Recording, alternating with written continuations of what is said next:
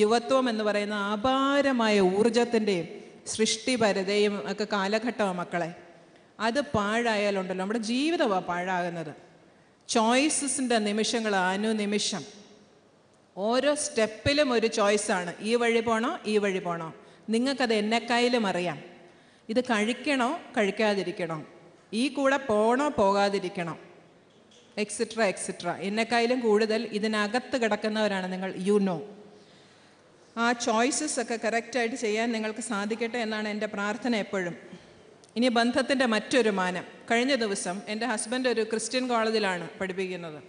അവിടെ ഒരു ക്രിസ്ത്യാനി പയ്യൻ, കത്തോലിക്കൻ, ഒരു മുസ്ലിം പെൺകുട്ടിയോട് പ്രണയാഭ്യർത്ഥന നടത്തി. കേട്ടപടി അവൾ നീ പോടാന്ന് പറഞ്ഞു. പിറ്റേ ദിവസം ഇവൻ കോളേജിൽ വന്നു, ഒരു കത്തിയുമൊക്കെ ആയിട്ട്. ആദ്യം ഭീഷണിപ്പെടുത്തി, എന്നിട്ട് അവൾ വഴങ്ങിയില്ല. എനിക്ക് താല്പര്യമില്ല എന്ന് അവൾ പറഞ്ഞു. നീ പോടാന്ന് പറഞ്ഞില്ല കേട്ടോ, എനിക്ക് താല്പര്യമില്ല എന്നേ പറഞ്ഞുള്ളൂ. അപ്പം ഇവൻ കത്തി ഊരി, നിന്നെ കൊല്ലും. എന്നിട്ടും അവൾ സമ്മതിച്ചില്ല, അവളുടെ വഴിക്ക് പോയി. നിങ്ങൾക്ക് എന്ത് തോന്നുമെന്ന് എനിക്കറിയത്തില്ല, എനിക്കിങ്ങനെ തോന്നി. പ്രേമിക്കണം എന്ന് ഇവന് തോന്നുന്ന ആഗ്രഹം പോലെ തന്നെ പ്രധാനമല്ലേ പ്രേമം നിഷേധിക്കാനുള്ള പെൺകുട്ടിയുടെ അവകാശവും? ആരാ കൂടുതൽ കൈകൊട്ടുന്നതെന്ന് നോക്കിയതാ. ഈ വശത്തുനിന്നാണോ ആ വശത്തുനിന്നാണോ? ഇവിടെയാ. ബന്ധങ്ങളുടെ പല മാനങ്ങളാണ് നമ്മൾ ചിന്തിക്കുന്നത്. ആഗ്രഹം ഓക്കെ, അവകാശം ഉണ്ട്. That is also there.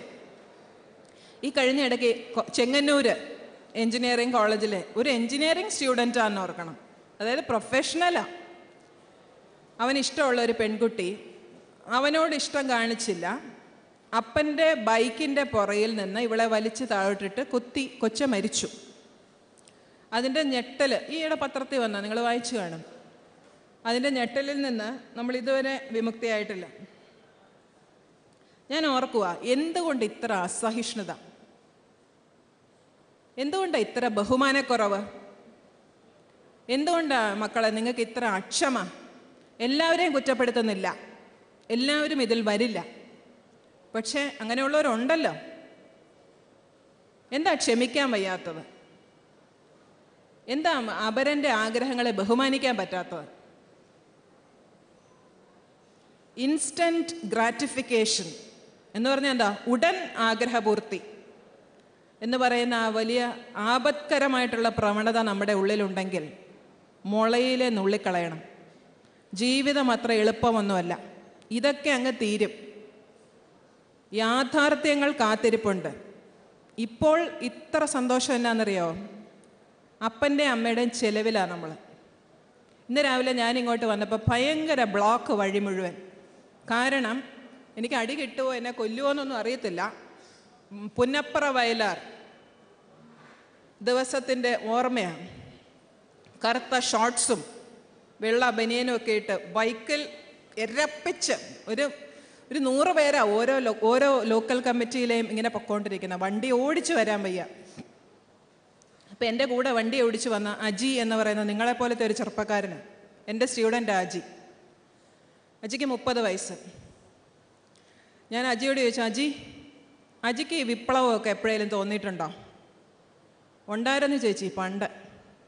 പിള്ളേർക്ക് വിശക്കുമ്പം വിപ്ലവം കൊടുത്താൽ വയറ് നിറയലെന്ന് മനസ്സിലാക്കിയപ്പോൾ അങ്ങ് നിർത്തി. എനിക്ക് ഒരു സിദ്ധാന്തങ്ങളോടും യോജിപ്പില്ല. അത് എവിടെ നിന്ന് പറയാനും എനിക്ക് മടിയില്ല. കാരണം ഒരുപാട് ജീവിതങ്ങൾ തൊലഞ്ഞു പോകുന്നത് എൻ്റെ കൺമുമ്പിൽ ഞാൻ കണ്ടിട്ടുണ്ട്. ഒരു സിദ്ധാന്തവും രക്ഷപ്പെടുത്തത്തില്ല എക്സെപ്റ്റ് കർത്താവായ ഈശോ മിശിഹ. അത് സ്വീകരിച്ചാൽ, ആ ബോധ്യം ഉൾക്കൊണ്ടാൽ നിങ്ങൾക്കും നിങ്ങളുടെ അപ്പനും അമ്മയ്ക്കും നിങ്ങളുടെ അനന്തര തലമുറകൾക്കും നല്ലത്. ഭാഷയ്ക്ക് ശക്തിയുണ്ട്, ക്ഷമിക്കണം. എനിക്ക് അത്ര ദേഷ്യവും സങ്കടവും മനസ്സിലുള്ള യുവാക്കൾ ആയുസ് പാഴാക്കുന്നത് കാണുമ്പോൾ, ഈ കഴിവും ഈ മിടുക്കുമൊക്കെ ആർക്കും ഉപകാരപ്പെടാതെ കളയുന്നത് കാണുമ്പോൾ എനിക്ക് സങ്കടമാണ്. മക്കളെ, ആ പയ്യൻ അങ്ങനെ പ്രതികരിച്ചു. ഞാൻ എപ്പോഴും ഓർക്കുക, ഒരു നോ കേൾക്കുമ്പോൾ ഉടനെ ഇത്ര ഭ്രാന്തമായ ഒരു അവസ്ഥയിലേക്ക് നമുക്ക് എങ്ങനെ പോകാനാവും? ഇതൊരു തരം ഭ്രാന്തല്ലേ അടുത്തിരിക്കുന്ന ആളുകളെ മാനിക്കാൻ പറ്റാത്തത്. ജീവിതത്തിൽ ഒരു എസെൻഷ്യൽ സിംപ്ലിസിറ്റി ആവശ്യമുണ്ട്, ലാളിത്യം. ഒരു ബുദ്ധിയും വേണം, വേറെ ഒരു ബുദ്ധി ഇല്ലെങ്കിൽ ഈ ബുദ്ധി വേണം. The capacity to distinguish between needs and wants. അത്യാവശ്യങ്ങളും ആഗ്രഹങ്ങളും. ആവശ്യങ്ങളൊക്കെ നടക്കണം, പക്ഷെ തൃഷ്ണകളുണ്ടല്ലോ, തൃഷ്ണകളെ എപ്പോഴും തൃപ്തിപ്പെടുത്തേണ്ട ആവശ്യമില്ല. അത്തരമൊരു തിരിച്ചറിവ്, അത്തരമൊരു വിവേകം നിങ്ങൾക്ക് ആവശ്യമുണ്ട്. നിങ്ങളുടെ കൂട്ടുകാരെന്നോ സഹജീവികളെന്നോ ഒക്കെ പറയുന്നത് എടുത്ത് ഉപയോഗിക്കാവുന്ന ഒരു ഉപകരണമൊന്നുമല്ല. ഈയിടെ എൻ്റെ പെമ്മക്കളോട് ഞാൻ പറഞ്ഞു, പിള്ളേരെ സൂക്ഷിക്കണേ, അഫെയറിലൊന്നും പോയി ചാടല്ലേ. ഉടനെ അവർ എന്നോട് ചോദിക്കുക, അമ്മ ഏത് ലോകത്തിലാണ് ജീവിക്കുന്നത്? അമ്മ ഞങ്ങളുടെയൊക്കെ കോളേജിലോട്ട് വാ, പെമ്പിള്ളാരാ വില്ലത്തികൾ. ദിനം പ്രതി കൊട്ടണ്ട ദിനം പ്രതി പുതിയ പുതിയ പുതിയ ബന്ധങ്ങൾ സ്ഥാപിക്കുന്നു. രണ്ടു കൂട്ടരും മികച്ചവരാന്ന് എനിക്കറിയാം. 25 കൊല്ലമായി, നിങ്ങളൊക്കെ ജനിക്കുന്നതിന് മുമ്പേ ഞാനിത് കാണാൻ തുടങ്ങിയതല്ലേ. എനിക്ക് നല്ല ബഹുമാനവും സ്നേഹവും ഒക്കെയാണ് നിങ്ങളോട്. പക്ഷെ ഇത്തരം ചില എന്താ പറയുന്നത് വിവരക്കേടുകളുണ്ട്, അതങ്ങോട്ട് മാറ്റി വെച്ചാൽ സൂപ്പർ. അങ്ങനെയൊന്നായേ. അപ്പോൾ ഒന്നും ആരും നമ്മുടെ ഈ എന്താ പറയുന്നത് വസ്തുക്കളല്ല എന്നൊന്ന് മനസ്സിലാക്കണം.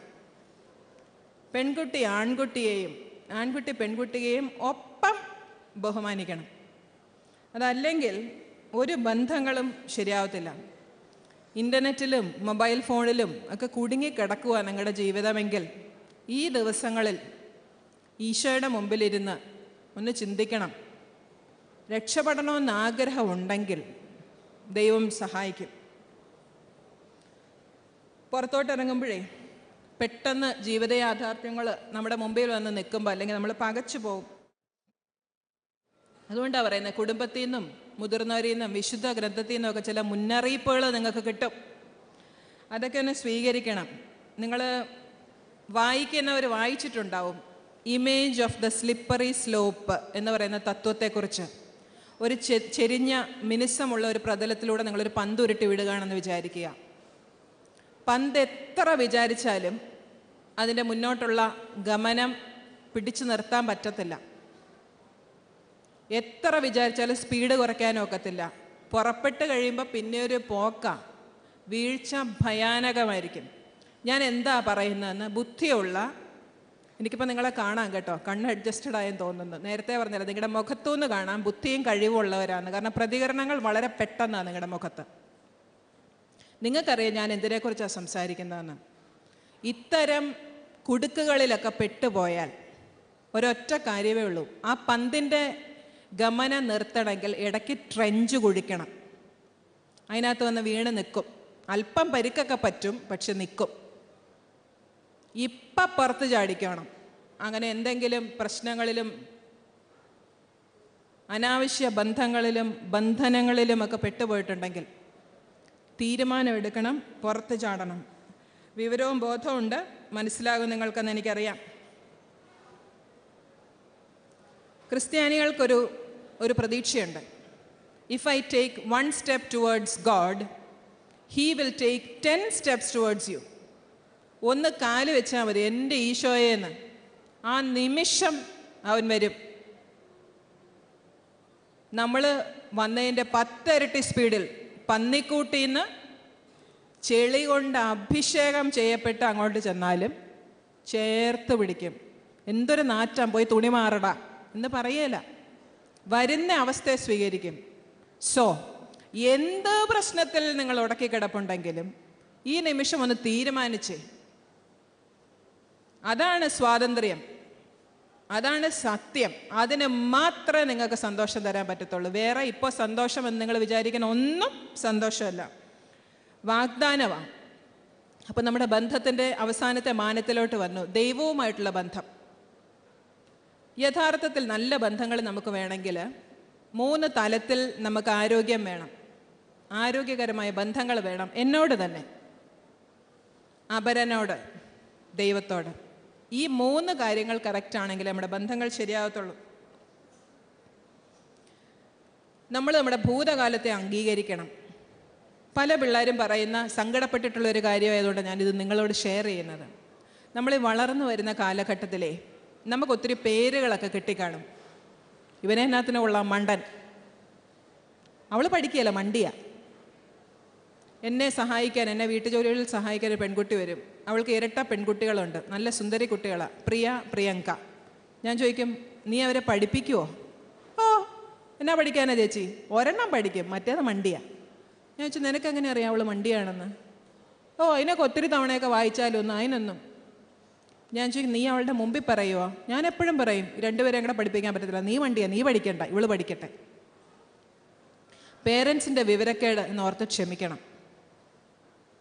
ചിലപ്പം നിങ്ങൾക്കൊരു സങ്കടം കാണും, നിങ്ങളുടെ ചേട്ടനെ അല്ലെ ചേച്ചിയെ, അനിയനെ അല്ലെങ്കിൽ അനിയത്തിയെ, അല്ലെങ്കിൽ നിങ്ങളുടെ ട്വിന്നിനെ അപ്പനും അമ്മയും കൂടുതൽ സ്നേഹിക്കുന്നു. ഞാനങ്ങനെ അത്ര സ്ഥാനമൊന്നുമുള്ള ആളല്ല, എന്നെ ആർക്കും വേണ്ട, പിന്നെ വളർന്നു, ജീവിച്ചു, കൊണ്ട് വളരുന്നു, അങ്ങനത്തെ മട്ടും സങ്കടവും ചില അവസരങ്ങളിൽ സത്യവുമാണ്. പേരൻസിൻ്റെ വിവേകശൂന്യത മൂലം അത്തരം സങ്കടങ്ങൾ അനുഭവിക്കുന്നവരുണ്ട്, ഇല്ലെന്ന് ഞാൻ പറയുന്നില്ല. പക്ഷെ നമ്മൾ നോക്കേണ്ടത് ഇതിൽ നിന്നൊക്കെ പുറത്തു ചാടാൻ എന്താ മാർഗം? ഒരായുസ് മുഴുവൻ കരഞ്ഞുകൊണ്ടിരിക്കണോ? ഇത്തരം വേലിക്കെട്ടുകളൊക്കെ പൊളിച്ചങ്ങ് പുറത്തോട്ട് ചാടണം. വേറെ ആരെങ്കിലും കൽപ്പിച്ചു തന്ന ഐഡൻറ്റിറ്റി ഒന്നും എനിക്ക് വേണ്ട. കൊച്ചായിരുന്നപ്പോൾ ചിലപ്പോൾ എനിക്ക് വിക്കുണ്ടായിരുന്നിരിക്കും, ഞാനിച്ചിരി പൊട്ടനായിരുന്നായിരിക്കും, മണ്ടിയായിരുന്നായിരിക്കും, മടിച്ചിയായിരുന്നായിരിക്കും, ചിലപ്പോൾ എന്നെ ഒന്നിനും കൊള്ളുകയല്ലെന്ന് അവർക്ക് തോന്നിക്കാണും. പക്ഷെ അതല്ലല്ലോ സത്യം. എനിക്ക് എന്നെ അറിയാം, എന്നെക്കൊണ്ട് കൊള്ളാം. അവനവൻ്റെ ജീവിതത്തിൻ്റെ കാര്യസ്ഥരാകണം. ഒരുതരം എസ്കേപ്പിസം അത്. എൻ്റെ പേരൻസ് എന്നോട് അനീതി പ്രവർത്തിച്ചു, എൻ്റെ കൂടെയുള്ളവരാരും എന്നെ മനസ്സിലാക്കിയില്ല, എക്സെട്ര എക്സെട്ര. മനസ്സിലാക്കാൻ ഒരാളുണ്ടെന്നേ. നിങ്ങളുടെ പാപങ്ങൾ കടും ചുമപ്പാണേലും ഇങ്ങി പോരെന്നേ, ഞാൻ മഞ്ഞ് പോലെ നിർമ്മലനാക്കി തരാം. നിങ്ങൾക്ക് എന്ത് കുറവുണ്ടെങ്കിലും വാ, ഞാൻ ഏറ്റെടുക്കാം. നിങ്ങളെനിക്ക് അമൂല്യനും ബഹുമാനീയനും പ്രിയപ്പെട്ടവനുമാന്നേ. നിങ്ങൾ ആരെങ്കിലും ഒന്നും അല്ല, എനിക്ക് വേണം, എൻ്റെ സ്വന്തമായി, ഇങ്ങി വാ.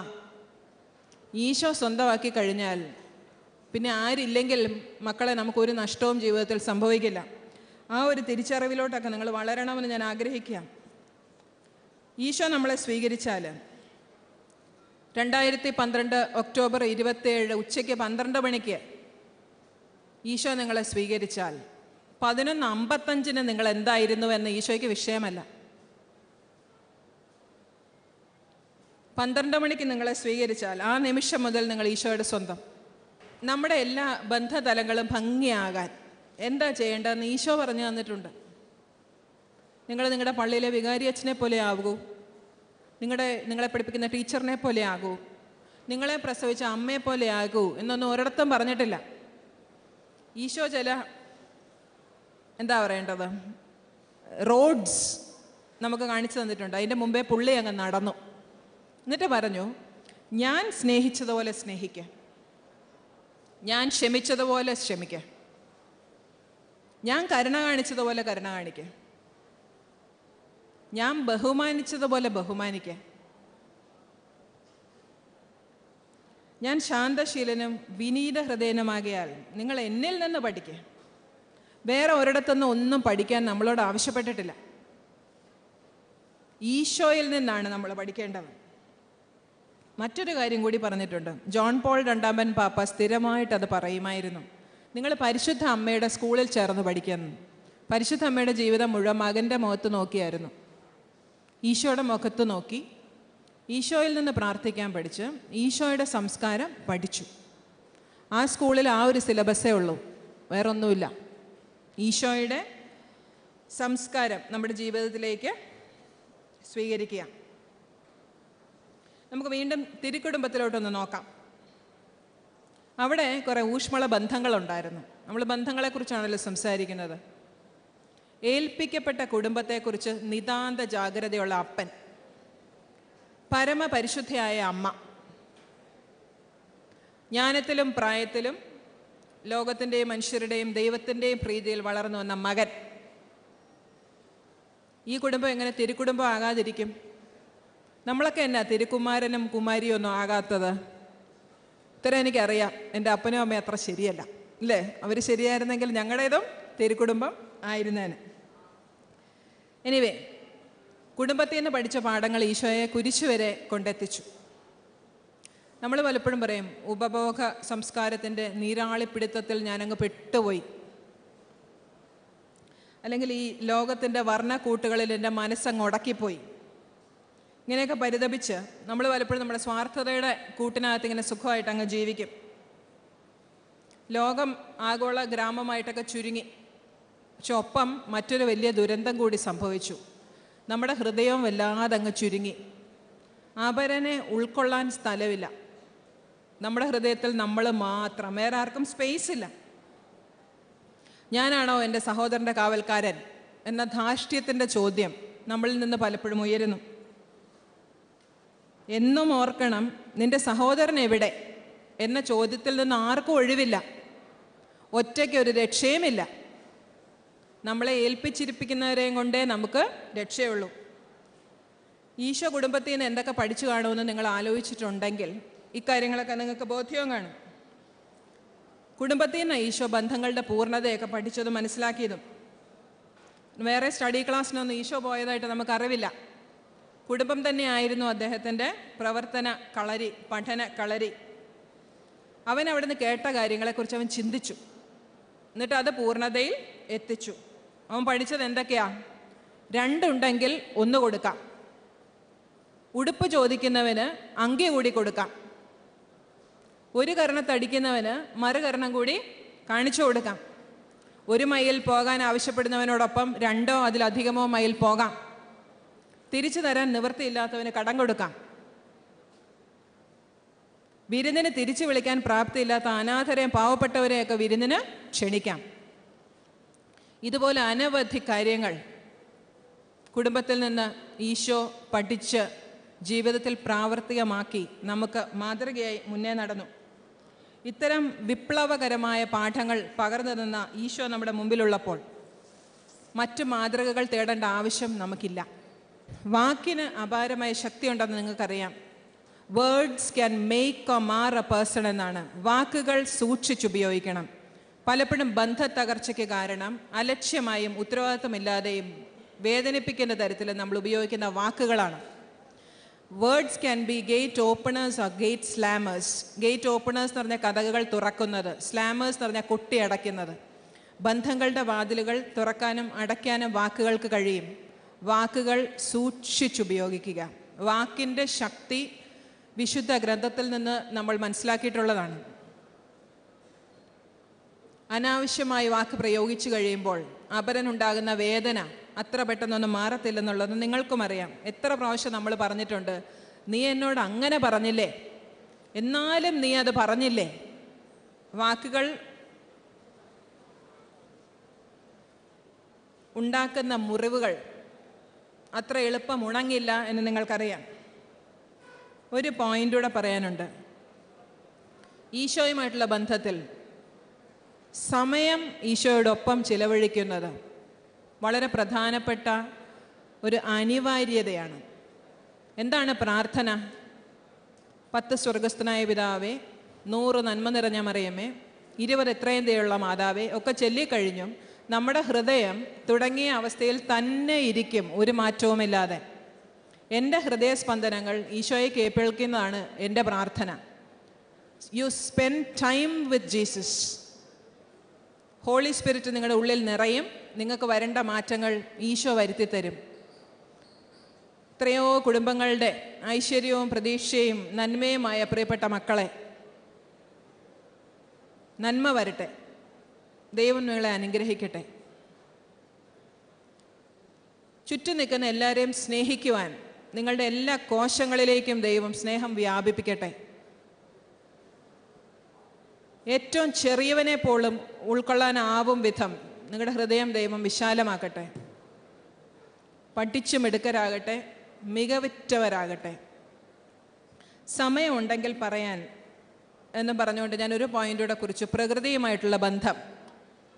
Every action has N equal and opposite reaction എന്നൊക്കെ നമ്മൾ കേട്ടിട്ടുണ്ട്. പക്ഷെ പ്രകൃതിയോടെ കളിച്ചാൽ റിയാക്ഷൻ ഈക്വൽ ആയിരിക്കത്തില്ല. ചിന്തിക്കാനാവാത്ത മാഗ്നിറ്റ്യൂഡിൽ പ്രകൃതി അടിക്കും. അപ്പോൾ വരുന്ന ദുരന്തങ്ങൾ നമുക്ക് കണ്ടെയ്ൻ ചെയ്യാവുന്നതിനപ്പുറമായിരിക്കും. ഒരു കാര്യം കൂടി, ഇംഗ്ലീഷ് ടീച്ചർ ആയതുകൊണ്ട് യുവതലമുറയെ നന്നായി പരിചയമുള്ളതുകൊണ്ടും this thing I must tell you. ഞാൻ കണ്ട ഒരു കാര്യം, യുവാക്കൾക്ക് അസാധ്യമായ കഴിവുകളുണ്ട്. but nobody is confident and nobody can communicate. Multinationals ഇവിടെ വന്ന് 500 പേരെ എഴുത്തു പരീക്ഷയ്ക്ക് ഇരുത്തുമ്പോൾ 500 പേരും പാസ്സാവും. ഇൻ്റർവ്യൂവിൽ ഞങ്ങളുടെ കോളേജിൽ നിന്ന് പോയ 500 പേരിൽ 3 പേരാണ് പാസ്സായത്. കാരണം they cannot communicate, they don't have soft skills. ഹൃദയം നന്നാക്കി ഈശോയുടെ പടിയാടികൾ ആകുന്നതിനോടൊപ്പം learn English, all the skills, listening, reading, writing and speaking അത്യാവശ്യം. courteous behavior, കേരളത്തിലെ പിള്ളേർക്ക് കുറവുള്ളത് courteous behavior, മര്യാദയോടെയുള്ള പെരുമാറ്റം. ഒപ്പം attentive behavior, ശ്രദ്ധയോടെയുള്ള പെരുമാറ്റം കുറവ്. അടുത്തത് ഗുഡ് മാനേഴ്സ്, പലരുമായി സംസാരിച്ച് കണ്ടെത്തിയതാണ്, അനുഭവമാണ്. നെക്സ്റ്റ് ടൈം മാനേജ്മെൻറ്റ് സ്കിൽ, ഉള്ള സമയം നന്നായി ഉപയോഗിക്കില്ല. അടുത്തത് giving back to God a share of what you have received from him. പിന്നെ ചില ചോദ്യങ്ങൾ എന്നും ചോദിക്കണം to make your personality complete. How are my responses? What about my attitudes? What about my values? What about my prayer life? Am I honest? Am I selfish? Do I care for people? Am I responsible? ഈ ചോദ്യങ്ങളുടെയൊക്കെ ഉത്തരങ്ങളുടെ ആകെത്തുകയാണ് നിങ്ങളുടെ വ്യക്തിത്വം. ഈശോ പറഞ്ഞ ഒരു കാര്യവും കൂടെ, ഈശോയുടെ ഒരു സങ്കടം, ജീവന്റെ ഉറവയായ എന്നെ ഉപേക്ഷിച്ച് നിങ്ങൾ പൊട്ടക്കിണറുകൾ തേടുന്നു. ഉറവയിലേക്ക് മടങ്ങി വരിക. വലിയ നന്മകൾ നിങ്ങളെ കാത്തിരിക്കുന്നു. കാണാൻ പറ്റിയതിൽ സന്തോഷം. ഇനി എന്നും എൻ്റെ പ്രാർത്ഥനയിൽ ഇരിഞ്ഞാലക്കുട രൂപതയിലെ ഈ മിടുക്കന്മാരും മിടുക്കികളും ഉണ്ടായിരിക്കും. എന്നെയും ഓർക്കണം. നന്മ വരട്ടെ. ദൈവം അനുഗ്രഹിക്കട്ടെ.